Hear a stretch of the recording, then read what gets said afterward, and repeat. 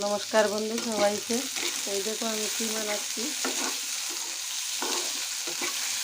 আলু কুচি কুচি করে ফ্রাই বানাচ্ছি। বড় মজাদার ফ্রাই হয় আলু।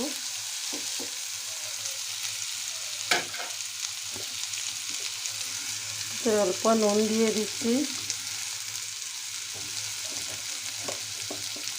এই যে অল্প হলুদ দিয়ে দিলাম,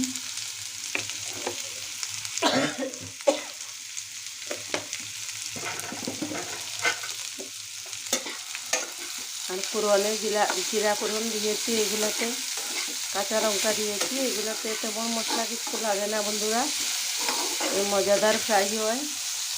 আলু ফ্রাই অনেক মজাদার হয়,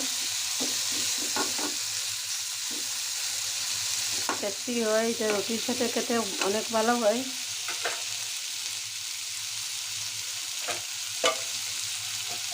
এটা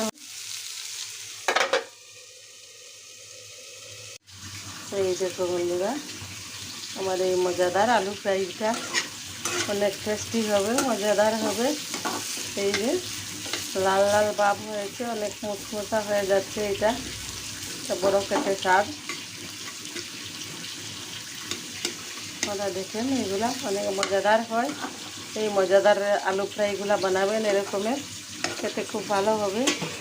দেখবেন মজাদার আলু ফ্রাই একটা টেস্টি, এটা ইয়ামি হয় এই রকমের মুচমুচা বানালে।